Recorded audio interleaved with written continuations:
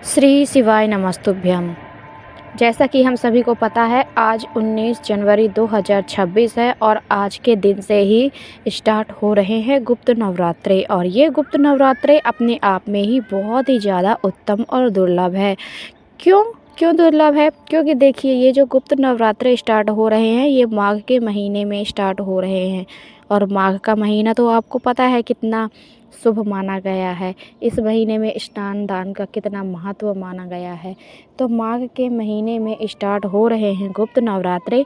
तो ये नवरात्रे बहुत ही ज़्यादा आप लोगों के लिए लाभकारी साबित हो सकते हैं। तो आप सभी को मेरी तरफ से गुप्त नवरात्रि की हार्दिक शुभकामनाएं, हार्दिक बधाई। तो आप सभी लोगों के लिए कुछ ऐसे उपाय लेकर आए हैं। इन उपायों को करने से माता रानी का विशेष रूप से आशीर्वाद मिलेगा आपको। माता दुर्गा आपको बहुत ज़्यादा आशीर्वाद देंगी। आपके घर में कभी भी धन की कमी नहीं होगी। आपकी जितनी भी मनोकामनाएं हैं, मनोकामनाएं पूरी हो सकती हैं।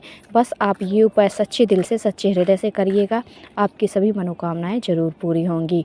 तो माता रानी की विशेष कृपा अगर आपको पानी है तो वीडियो को लाइक करके चैनल को सब्सक्राइब करिएगा और वीडियो को पूरा देखिएगा, लास्ट तक देखिएगा, ताकि आपको कोई भी उपाय छूट ना सके। हर एक उपाय की जानकारी बहुत ही अच्छे तरीके से प्राप्त हो सके। तो चलिए अब हम बात करते हैं हमारे पहले उपाय के बारे में। तो हम बात करते हैं पहला उपाय जो हमारा रहेगा। अगर आपकी कोई ऐसी मनोकामना है जो पूरी नहीं हो पा रही है, आपकी विशेष कोई मनोकामना है, बड़ी से बड़ी मनोकामना भी आपकी पूरी होगी। तो आप सभी को पहला उपाय करना कैसे है? देखिए, गुप्त नवरात्रे हैं और माता रानी से जुड़े हुए उपाय करना है, माता रानी को प्रसन्न करना है। तो आपको यहाँ पर पहला उपाय करना है। पहले उपाय के लिए क्या क्या चाहिए आप सभी लोगों को? यहाँ पर आपको लेना है लौंग। लौंग आपको लेनी है। लौंग जितनी भी लेंगे साबुत होनी चाहिए, फूल वाली लौंग होनी चाहिए।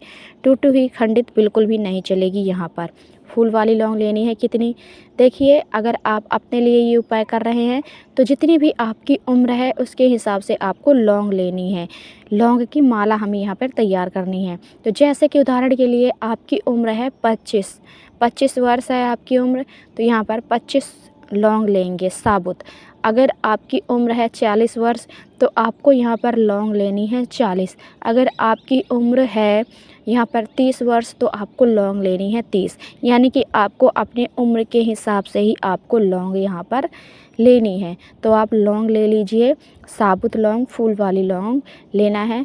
इसके बाद आपको यहाँ पर लेना है कच्चा सूत, मौली धागा, जिसे रक्षा सूत भी बोलते हैं। कई बार पूजा में पंडित जिसे हम अपने हाथों पर बंधवाते हैं ना, रक्षा कवच सूत, उसी को आपको लेना है।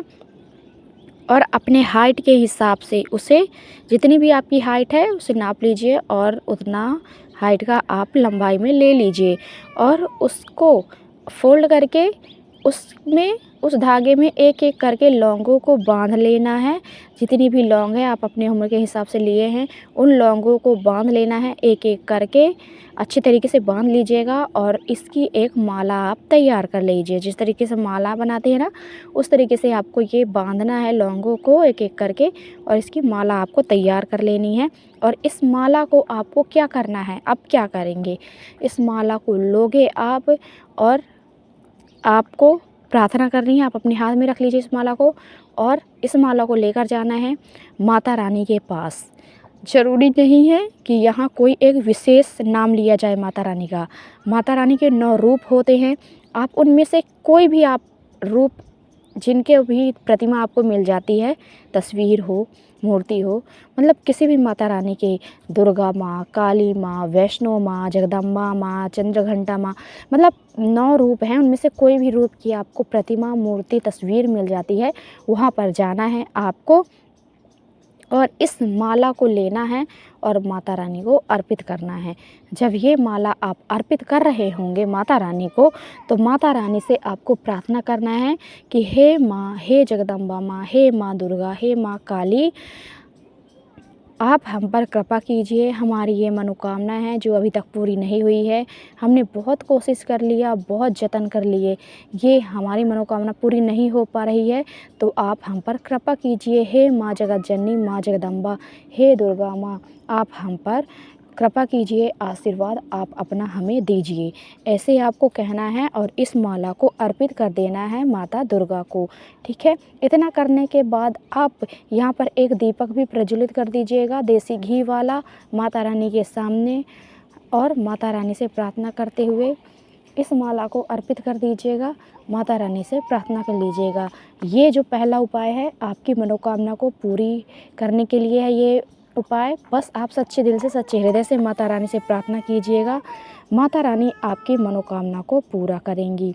तो ये था हमारा पहला उपाय। आई होप समझ में आया होगा। अगर कुछ भी समझ में नहीं आया है तो आप हमसे पूछ सकते हैं कमेंट बॉक्स की सहायता से। हम कोशिश करेंगे कि आपके सभी सवालों का जवाब दे सकें। तो देखिए दोस्तों, आप वीडियो देख तो लेते हो लेकिन वीडियो को लाइक नहीं करते हो। ये बहुत ही ज़्यादा कंजूसी वाली बात होती है।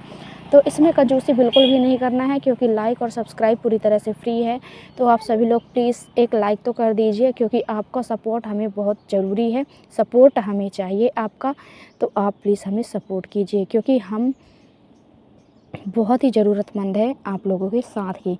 क्योंकि आपका साथ नहीं रहेगा तो हम अधूरे हैं।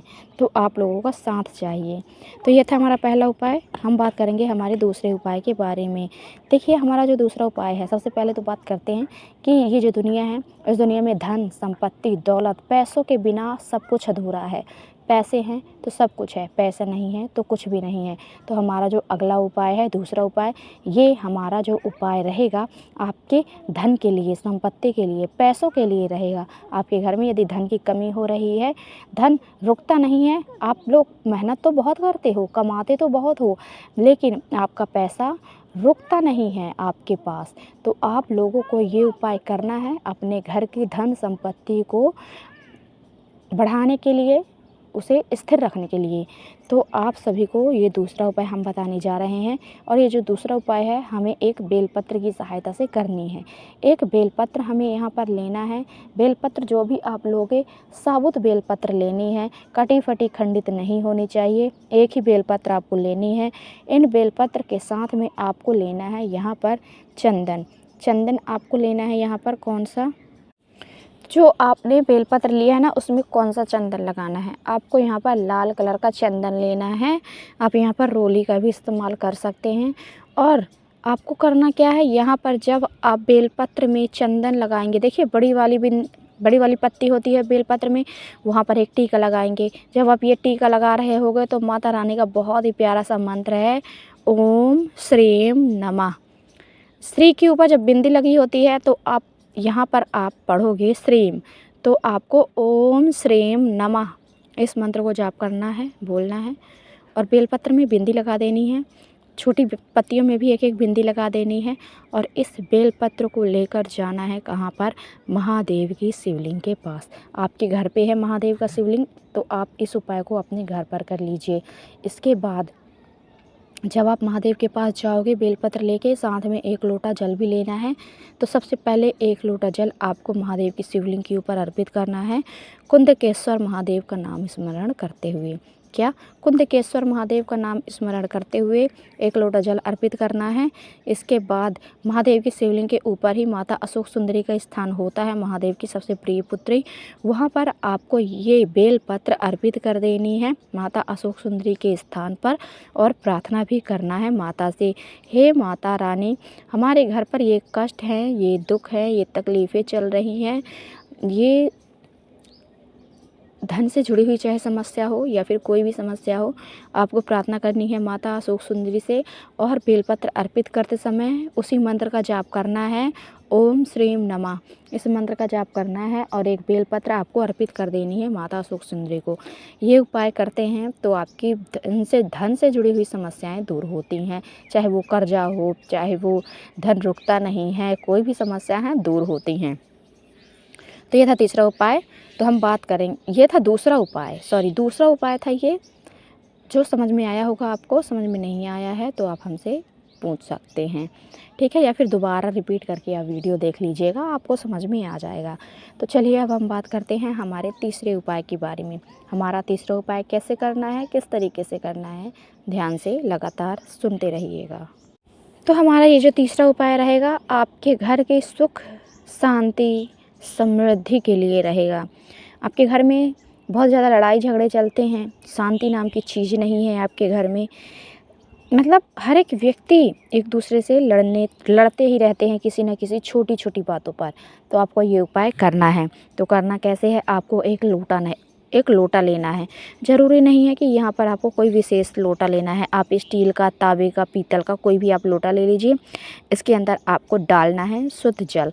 शुद्ध जल के साथ-साथ थोड़ा-सा गंगा जल डाल लेना है और इस लोटे को लेकर जाना है कहाँ पर, यदि आपके घर पे नीम वृक्ष का पेड़ है। देखिए, जैसे शिव जी का अस्तित्व होता है शिवलिंग में होता है और पीपल के बेल वृक्ष में होता है महादेव का अस्तित्व। वैसे ही माता रानी का जो निवास होता है वो होता है नीम वृक्ष का पेड़। माता रानी का अस्तित्व माना जाता है नीम के पेड़ में, खासकर नवरात्रों में। तो आपको ये एक लोटा जल लेकर जाना है नीम वृक्ष के पास और वहाँ पर जाने के बाद आपको अपनी मनोकामना कहते हुए, कोई कष्ट है, कोई तकलीफ़ है, अपने घर की शांति के लिए, तो माता रानी से प्रार्थना करना है। ये एक लोटा जल आपको अर्पित कर देना है। ये एक लोटा जल आपको अर्पित कर देना है, ठीक है। इतना करने के बाद आपको वापस आ जाना है। सच्चे दिल से आप प्रार्थना कीजिएगा, आपकी वो मनोकामना ज़रूर पूरी होगी। आपके घर में सुख, शांति, समृद्धि, ऐश्वर्य की प्राप्ति होगी। ये था तीसरा उपाय। हम जल्दी से बात करते हैं हमारे चौथे उपाय के बारे में।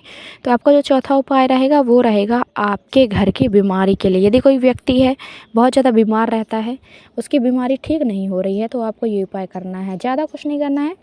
आपको क्या करना है, यहाँ पर आपको थोड़े से चावल लेने हैं। 1 से 2 चुटकी चावल ले लीजिए और जो व्यक्ति आपके घर में बीमार है उसके हाथ में रखना है और फिर वापस अपने हाथ में ले लेना है और 1 लोटा जल लेना है।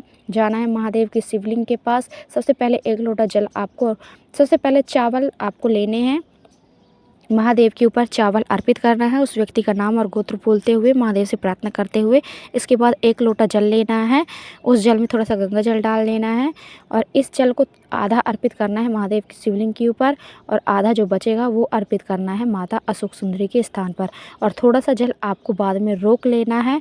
रोक कर इस जल को पिलाना नहीं है, उस व्यक्ति के माथे पर लगाना है। इस जल को हृदय में लगाना है। इस जल को, जो व्यक्ति बीमार है, हृदय में लगाना है और दोनों आँखों में लगाना है और उसके सिर पर लगाना है। इस जल को आप लगा दीजिए, वो व्यक्ति ज़रूर ठीक होगा। माता रानी का आशीर्वाद मिलेगा और महादेव आपसे प्रसन्न होंगे, उसकी बीमारी ज़रूर ठीक होगी। कुंडकेश्वर महादेव का नाम स्मरण करते हुए ये उपाय करिएगा। तो ये थे आज के उपाय। आई होप समझ में आए होंगे। वीडियो को लाइक करके चैनल को सब्सक्राइब करिएगा। तो चलिए मिलते हैं हमारी नेक्स्ट वीडियो में। आपका दिन शुभ हो, मंगलमय हो, यही कामना रहेगी मेरी हमेशा ईश्वर से। हर हर महादेव, जय शिव शंभु, जय हो भोलेनाथ।